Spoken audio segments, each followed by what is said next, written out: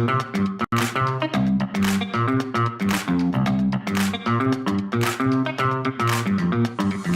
listening to the Product Coalition podcast with Jay Stansel. This is where product mastery happens. This is where careers are made. Welcome to the Product Coalition podcast. Let's go.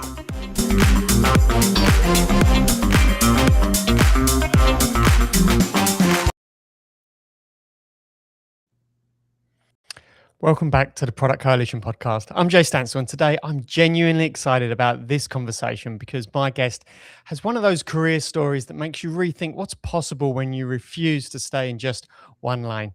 Beatrice Partain is the Director of Product Management at General Assembly. She grew up in a small town in Sweden, studied across 3 countries, Sweden, Australia, and Ireland, and then made a full career pivot. She went from project management in production automation to product management in tech education and relocated from a small town in Sweden to the great city of Chicago to do it. That international lens shapes everything she does. She calls it her superpower, being uncomfortable in unfamiliar environments. And honestly, that's a skill every product manager needs right now because the environment is, as we know, changing fast. So at General Assembly, where Beatrice is the Director of Product Management, the team there led a major research initiative surveying product managers across 4 countries. The General Assembly team found some incredible things. Some of the findings were eye-opening. One of them being 98% of PMs are using AI every day, on average 11 times a day, but only 39% have ever received any kind of role-specific training to use it really well. 2/3 admitted to using unapproved tools, and nearly half went to learn vibe code, but wanted to learn vibe code, but can't yet. These aren't abstract numbers. This is the state of product management that we're all in right now. And Beatrice is right in the middle of it. Building the training programs that are supposed to close those gaps while also being a product manager herself, that helps her navigate some of these challenges that we're all facing. So today we're going deep on what PMs actually need to learn, the habits that are quietly making the work worse, and where the line is between healthy AI experimentation and just some of that reckless shipping that we've all heard about. Beatrice, I'm really excited to have you join me today. Thank you so much. Thank you so much. Thank you for the warm welcome. I'm really excited about this conversation. It's so meta to be like working in product for training for products managers. Like it's always just like product inception over here. And so I'm really excited to talk about it. There's also a personal moment in today's episode for me, Beatrice, because 12 years ago, I was one of the first product managers for training product management for General Assembly back in Melbourne. I think it was 2014. So there's a real full circle moment, and I've got really strong and fond memories of the General Assembly team that supported me when it came to training, not only myself, but also the students that I was stood in front of to provide them a great experience. So I'm really great to come back and be having a conversation with someone from General Assembly once again. Oh, that's so exciting. Our instructors really are like at the heart of everything that we do. Like we all celebrated, and maybe everyone on this call as well, we all celebrated International Teacher Day yesterday, like Teacher Appreciation Day, especially focusing on, we have teachers who've been teaching with us for 10 years now. And so I'm sure you would know some of them. Well, to be honest, what's amazing about that is over 10 years. And what I think is so special around what we're going to talk about, and when it comes to these learning experiences, is the human side of it still remains. It's so easy to go and get knowledge from anywhere, but acquiring knowledge from other humans and learning from them instead of learning from just chat completely changes the way we go about absorbing that knowledge, in my experience. Arguably even more important, but I'm sure we'll get there. Fantastic.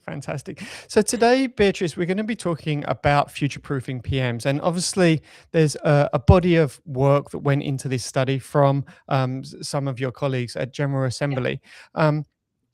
Could you talk to me about, just before we go into the details of some of the results that was discovered, what is it about this as a body of work that you thought was going to be interesting even before you saw the results? Did you come into it with any assumptions, knowing your own world and how you're doing product management on the day-to-day? What was your perspectives coming into it? I think I anticipated a lot of the results that we were going to get because I know how product managers work, right? At GA, we have this like running joke that like students for different disciplines, they all sort of operate a little bit differently, right? Like our data students are always really, really logical, and our software engineering students are always really like methodical. Our product management students are always like very keen to experiment. They're always very like 0 to 1. They've got very like founder minded. Um, and that is a fantastic trait that has huge potential to go very, very wrong in the world of AI, right? And so I think I was kind of anticipating that like every product manager is like off to the races, like experimenting, trying new things, doing all the things. And maybe the technology or maybe regulations or maybe, company policies haven't like quite caught up to the work that product managers are often doing. And so we do get all of these, like we get the shadow stacks and the shadow technology, and we get people who are using it, but they're not really trained on using it. And so there's like inconsistent usage and different use cases across the board. And I don't think any of those results were even a little bit surprising to me as someone who spends time with other product managers. Like, yeah, that is how we do things, and that is how we act. So within that, I think the first question from me is probably a bit of a product management question. Mhm.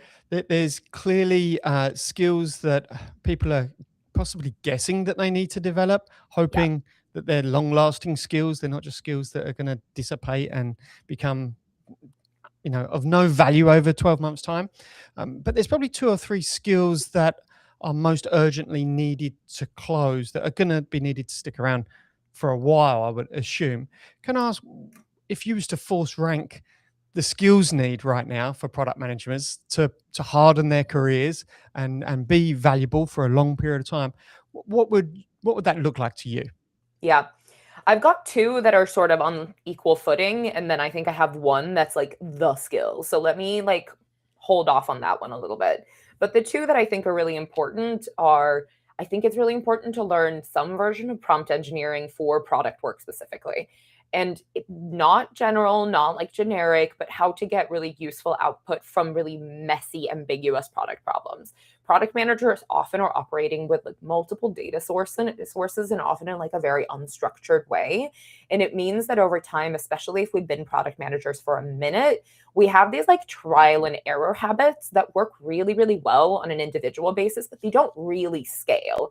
And so that kind of needs to get shifted. Like you do need to figure out ways to make things scalable and to sort of use prompting to your advantage and inside of that.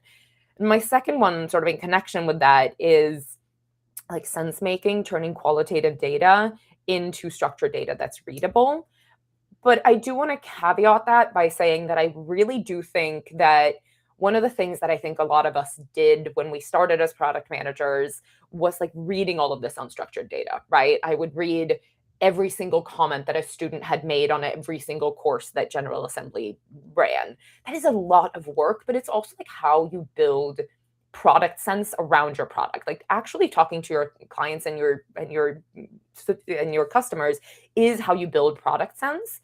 And so there's this fine balance between figuring out how to use AI to turn qualitative data and sort of unstructured data and ambiguous data into a perspective, and also not outsourcing your connection to your product and to your customers in doing so.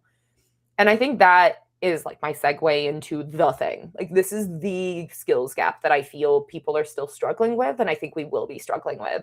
And that's critical evaluation of AI output. I know that we're all talking about it. I know it sounds like a cliche, but knowing when the model is like really confidently wrong is so key as a product manager.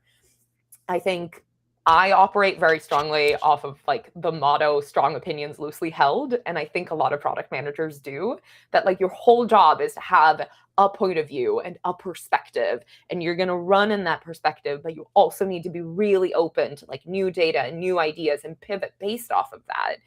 And I think a lot of the times these models are so confident, and it's really easy to get swayed by things that aren't real. And so knowing which data to listen to change that opinion and like where to pivot versus where to like stand firm in the point of view that you already have around your product. Like, don't outsource decisions by accident. Like, if you're going to make a decision, make a decision. If you're going to let AI make a decision, do that on purpose. But I fear that a lack of critical evaluation of the outputs that we're getting will lead to people letting AI make decisions for them without realizing that that's what they're doing. And I think that is just like the biggest risk currently in product management. So one of the hard things, and I think this alludes to the point that I spoke about in your research. You spoke about unapproved tools. One Mm-hmm. of the things I think can be challenging for a lot of people is when it comes to their learning journey of developing some of these new skills, how to do that in a safe sandbox that Mm-hmm. isn't with their company's data or their company's decision-making projects that are going on right now. Could you guide me through how does General Assembly suggest to PMs to go about developing those skills in a safe way that isn't sort of touching company systems, etc.? Is it hands-on with practice data? Is it personal projects? What are some of the ways that you encourage the PMs to go about this safely? Yeah. I think it depends a little bit on sort of what your goal is and what the tool is. I think in some places it is appropriate to sort of work with your IT team to figure out how to set up a sandbox or set up a separate environment or what have you, in order to do some experimentation. I personally use personal projects a lot, and they don't need to be personal projects that are tied to your job. They really don't. I use AI tools that I don't use at work to like plan parties for my friends. Like, it can be things that are just completely separate, but allow you the fruit because it gives you separate data, right? It gives you data that has nothing to do with your work data. If you want to practice, I don't know, generating presentations, perfect. Generate a presentation on, I don't know, your favorite stuffed animals from childhood. Like, it doesn't need to be related to whatever your discipline is. And so I think you can sort of go the personal project route if you have like a really clear skill. So I think there's two routes you can go, right? You need to practice a tool or you need to practice a skill, like a conceptual skill. And if it's a conceptual skill, then you can do it at any data and you can kind of do it on any tool because skills are skills regardless of the tools that you're using them for. And so for that, I would go personal project. And then if what you need to learn is like a tool very specifically, like I need to learn how to use Claude or I need to how to use Gemini, then I think you should be working with your IT department to sort of figure out what the steps are in order to do so in a safe way. Does that make sense?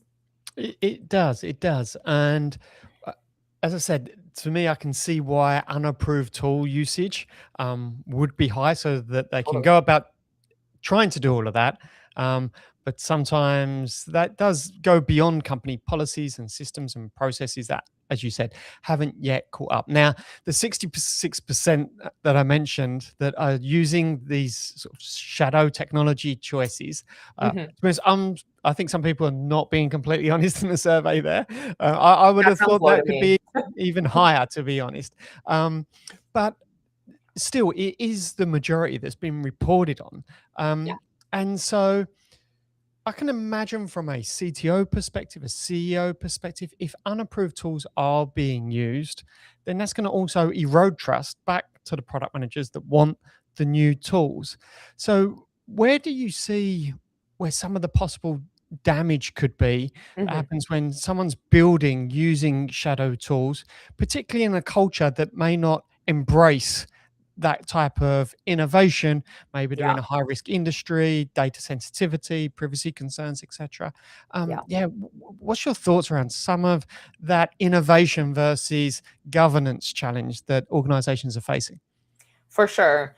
I think the compliance risk, obviously everyone is like well aware of the compliance risk, but I think that's kind of underselling what it is.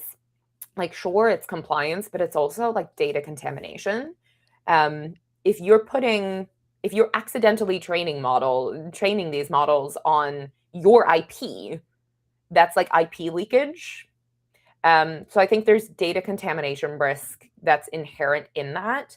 That's not just, well, IT told me I couldn't. It's also like you could actively be harming your own product or the public's perception of the product.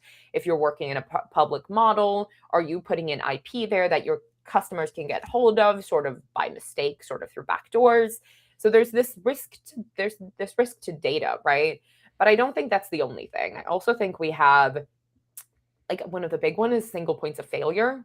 If you have built something or you're shipping something that comes from a shadow tech stack that you're operating in your own time, then if you leave, if the tool changes, if an API changes, there's like no one to take responsibility for that. There's no one to handle that. There's no one to backfill for you if you're on vacation. Single points of failure really cause a lot of damage. And we also, especially for product management, like specifically for that's all of these things are true for everything. But for product managers specifically, if you're using tools that aren't integrated with the data that all of your other tool sets are integrated with, that means that you are making decisions, you're making product decisions based off of other data than the rest of the organization is. So you're making decisions based off completely different information than other parts of your org are. So you have this like lack of alignment of like what your baseline information is, which can lead you to sort of tricky places. And then finally, and I know I keep coming back to like the human element of AI, but to your point around like trust erosion, I think it's really important to remember that like IT is your friend. Like as a product organization, it's really important to be building these relationships sort of across the organization, and actively sabotaging the security and privacy concerns of other parts of the organization is not necessarily a very good way to get in the good graces of these teams that do so much for very good reason to protect the company's IP and products and data and all of these things. So I know we all kind of tend to do it, but I really don't think we should be.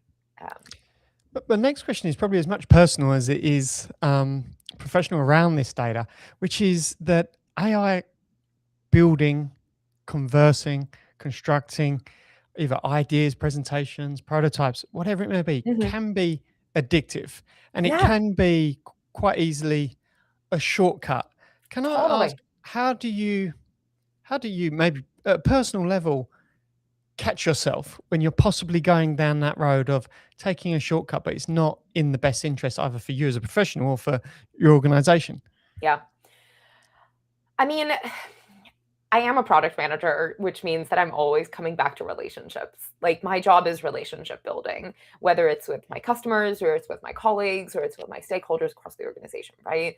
My job is relationship building. And so if I catch myself not having enough relationships in the loop, I think that's the one for me. Like you just did a whole project and you spoke to no other humans. You didn't talk to a customer. You didn't talk to a client.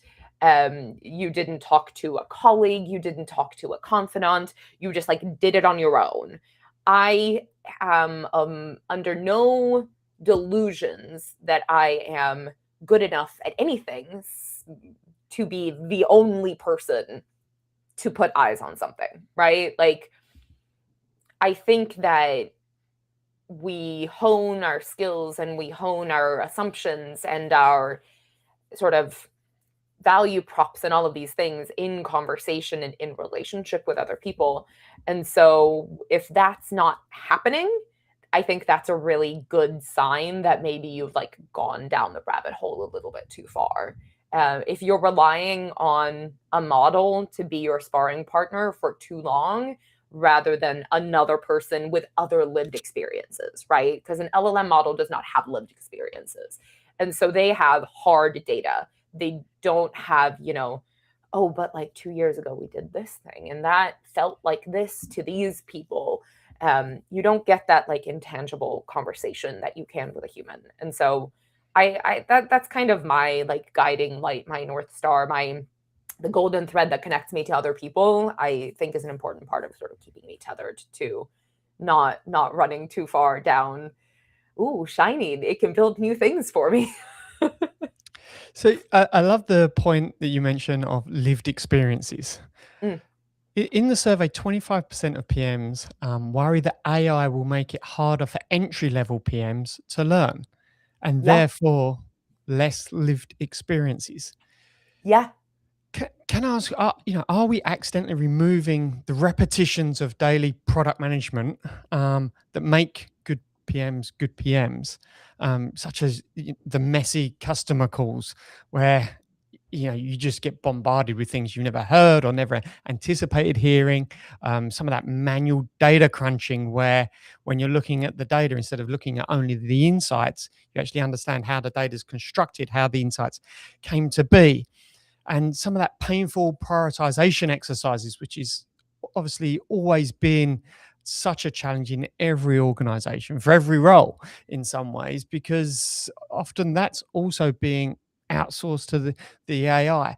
So for those entering product management, can I ask, what is it about future proofing your product management career for those that are in either zero experience or first 2 years experience, that maybe they're going to miss out on some of those lived experiences that other product managers from decades gone by have just had without even thinking about it?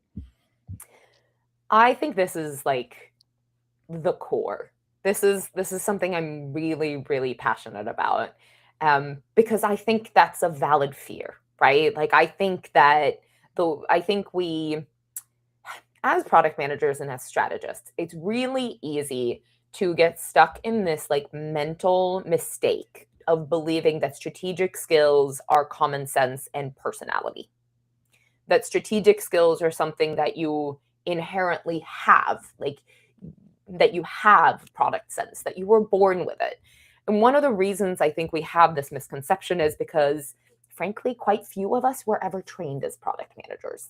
I know very, very few product managers who started their careers as product managers with, college training in product managers. We're all ex software engineers or ex project managers or ex data analysts or ex something else with a transition into it, right? And so we have this perception that because no one taught us specifically how to be product managers, that these strategic skills that we have are not skills, they are inherent traits that we were born with. And it is simply not true. That's not real. Strategic skills are real skills that you can and should be trained on. It's just that for us, they happened in other roles. So, like you said in the intro, I come from a project management background.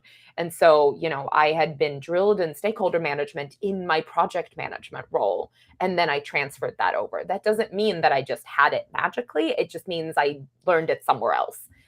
And so I think that by especially like early in your career, it is so important to like lean into the uncomfy, messy pieces of the work, because I think that's where you get those repetitions in your strategic skills, right?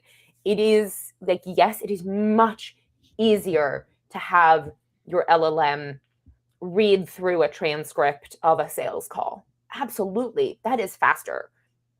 But it is important for you to watch one and listen to the tone of voice and see the body language. That's important. It is a way for you to build product sense and understanding of your customers.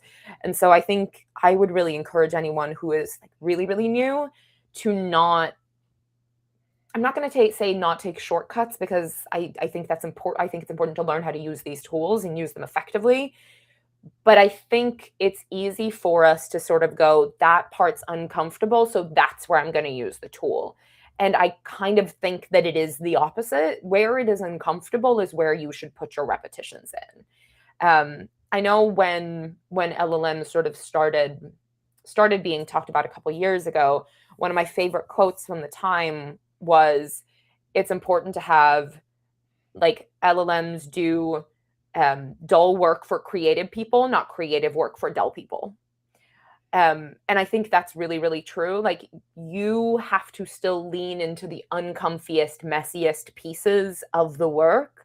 That's not what you should be outsourcing. You should be outsourcing like the routine, the daily, the repetitions of the thing. not the ones that you don't want to touch because it's going to be icky and hard and messy. That's where you should be really like spending your time, because that's how you build that strategic sense. I'm keen to learn, Beatrice, how do you do this and set these expectations and these reinforcements from a training program perspective, where training is the product? Yeah. What does the training program look like that's actually changing behaviors, not just creating awareness of where you should point and click with your mouse for the newest AI tool? What's the difference between those two for you and what you're delivering at General Assembly? Yeah. So GA has always had sort of the general approach of we teach skills, we don't teach tools. And that's coming from our consumer background, right? Like where we started was like software engineering boot camps. And I think it's really important that you teach mindset. Like one of the very first product management lessons I ever took with General Assembly was like product management mindset.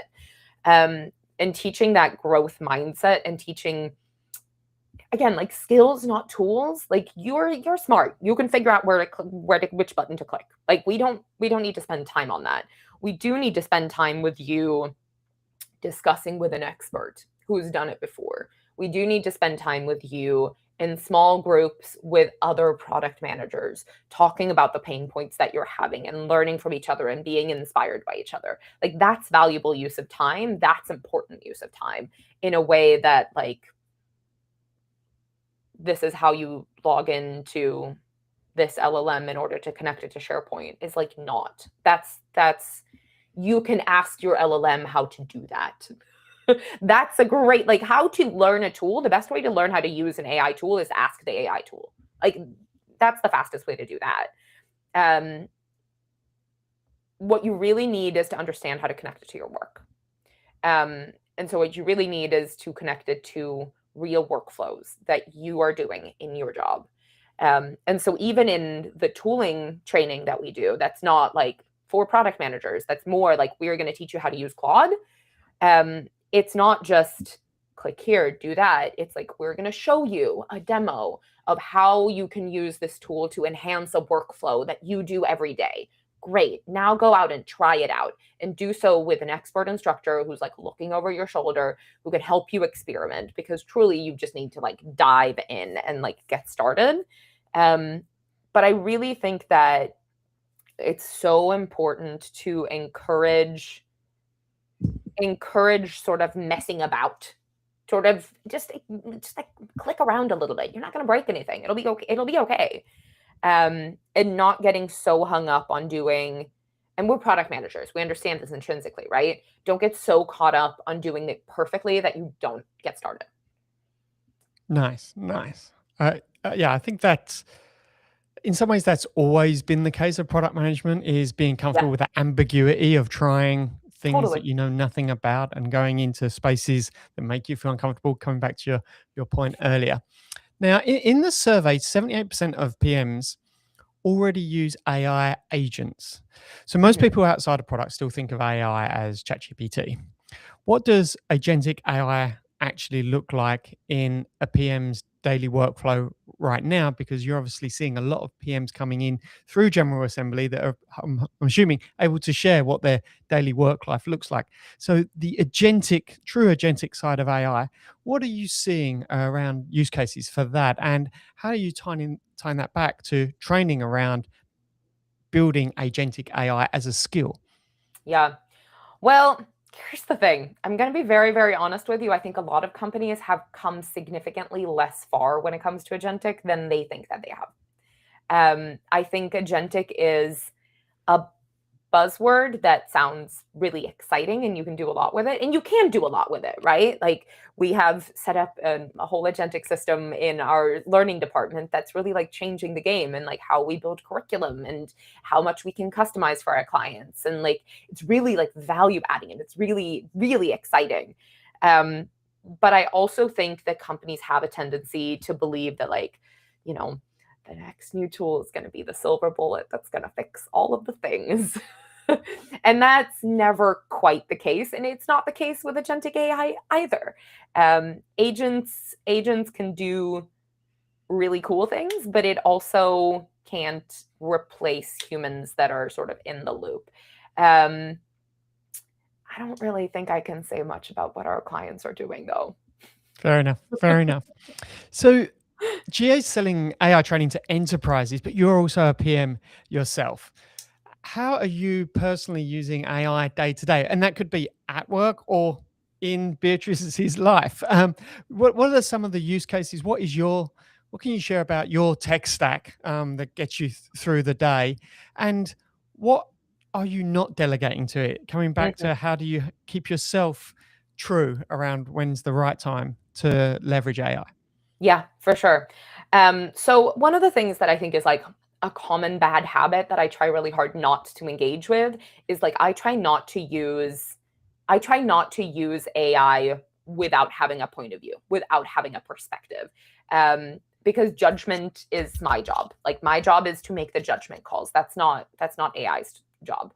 And so one of the things that I really like using it for is like 0 to 1 structure of like slides and documents. I know that sounds really basic, but I find that that's a thing where it saves me a lot of time. So what I'll do is I'll put in like a stream of thought. Like I basically do what I do with my friends, which is send a voice note.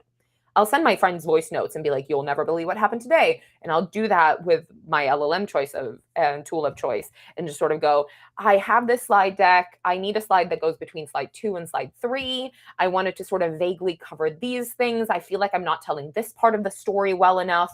And then I share the deck and I share my voice note and it'll sort of give me an idea of like what to put there. So I'll have a perspective, but I need someone to take a first pass. And then I'll go back and I'll edit it and I'll make sure that it's true, right? But a lot of the time, it's much easier to react to something than it is to build something from zero. And so having just being able to like stream of thought, like this is what I'm trying to accomplish, give me a first draft, can be really, really helpful. I also really like it for like changing the tone of messaging to different audiences. And that kind of brings me to like the thing that I really will not delegate. And I've said this before, but it's like relationship building, prioritization, and judgment. I think that these soft skills, I hate the term soft skills, but I know that's like industry standard. But these soft skills, we've been saying it for 10 years, they are ever increasingly more important and they're going to continue being more important, right? And so like I kind of view AI as like my intern in that I can give it tasks to do, but I cannot let it make decisions for me. If I'm writing product launch comms, it can take a first pass at like drafting, like these things are important to sales and these things are important to client success and these things are important to, whatever part of the organization. But I'm the one who's building a relationship with my sales representatives. And so it still needs to come from me. I still need to know what's in there. You can't just like run it out the door. You know what I mean? Like it needs to be sanity checked by me because the relationships that I have inside of my organization and outside of my organization, those are my job to maintain. They are not my tool's job to maintain. And the products are my responsibility. They're not my tool's responsibility. And so I think like, I know that we've been seeing this all over the internet in the last couple of weeks of like judgment is the job. But I would probably go a step further and say that like relationships are the job, whether those are internal or external. So I use AI just about every day. It makes me much faster. It allows me to draft things. It allows me to build things. It allows me to ship things at a speed that GA has just never done before. But I will not let it take over my relationships and my judgment because that's why I was hired. Like they hired me because they believe in my judgment and my ability to work with these humans. And I don't think it's particularly fair to my customers or to my stakeholders or to my management to not take ownership and responsibility for those aspects of the job. Does that make sense? That's a beautiful point, actually, that I think for many product managers need to write on the back of their hand as they're going to work every day, that you've been hired, not you because you know how to use Claude or ChatGPT or whatever. Like they've hired you. And I think for many people, there's can be some career fears around productivity and the effects on the number of roles, etc. But at the end of the day, if you believe in yourself and your talents, and you remind yourself that they've hired you as your name on the contract, Yeah. not AI, and believing that, and actually you're using a new set of tools to double down on how incredible you already are and why And you you've can do already been so many hired. cool things with it. Like you can do so much. Like I'm not here to say don't use AI. You should use AI. You should do it in responsible ways. You should be trained on it. If your company is not training you on how to use it as a product manager, reach out to me. We can fix that. You should be using it, but you shouldn't let it be you. Your own background, your personal experiences, like I think you said this before, like your personal experiences, where you come from. None of us, again, we're trained, we all have like other backgrounds. Those make you uniquely qualified to the specific thing that you are doing, right? And I think that's cool. I think that's really exciting. I think it's one of my favorite things about product management is that it sits in this like intersection between all of these other roles. That's a really beautiful aspect of the job. And I don't want to give it up, and I'm not going to give it up. I love that. I love that. Well, I'm gonna finish on that point around these lived experiences that make us human in the world of AI. It seems so much. I opened with your life experience. I mentioned Sweden, Australia, Ireland, and the US.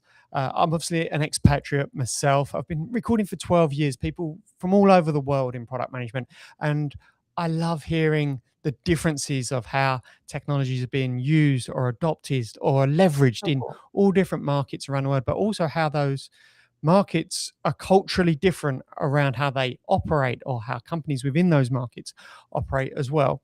Can I ask, what is it around some of your lived life experience across the globe that you think has really helped frame your mindset when it comes to everything we've spoken about today? What are some of the key moments on your life journey that has really shaped up these opinions so far? Yeah, I think I have a very innate curiosity. And I think curiosity is like maybe my favorite trait in a person, like kind of across the board, kind of regardless of the context. Um, and I think so my family is also very international. So like I traveled internationally a lot as a child with my family, and then, as an adult moved around a lot. And I'm still kind of moving around a lot. And I think that one of the you stop making assumptions. Once you talk to enough people from enough different backgrounds, from enough different countries, you stop making assumptions about what is normal, what is sort of assumed, um, and you start asking questions instead of making assumptions. Um, because just because something was like, even countries that on the surface look very, very similar, like one might argue that, like, Australia and Ireland, two countries that I've lived in, they're both English speaking. They both, used to be part of the Commonwealth. Like they all, like one might think that cultures are like quite similar and people have like similar ideas about things. Very much not true. Very not the same. And once you stop making those assumptions and you start asking questions instead, and really like lean into that curiosity, I think that has really shaped how I show up both for my products and for the people in my life, both outside of work and inside of work. Um, and I would sort of encourage bringing that sense of curiosity to your relationships, because people really will tell you a lot of things. People want to say things. People want to tell you what's working for them. People want to tell you what's not working for them. People want to gush about the things that they're excited about. People want to vent about the things that are keeping them up at night. If you stop making assumptions and start asking them questions instead. That's a fantastic point for us to finish on here, Beatrice. What I really appreciate about your perspective you shared today is that it's as much about leaning into the technology, being brave, being curious, but also being a human, recognize your own self-identity, and don't lose sight of that on your product management journey. So thank you so much for sharing your time and these perspectives with me today. Thank you so much for having me. This was so fun. I will talk to you soon. Absolute pleasure. Thank you to you, the audience, for listening in to Beatrice and I today. If you'd like to learn more about Product Coalition, you can head over to productcoalition.com. Until the next episode, thank you very much.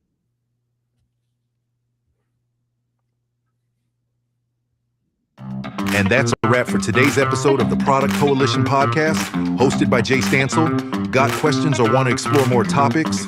Connect with Jay on LinkedIn or join the ever-growing Product Coalition community on Substack. Thanks for listening.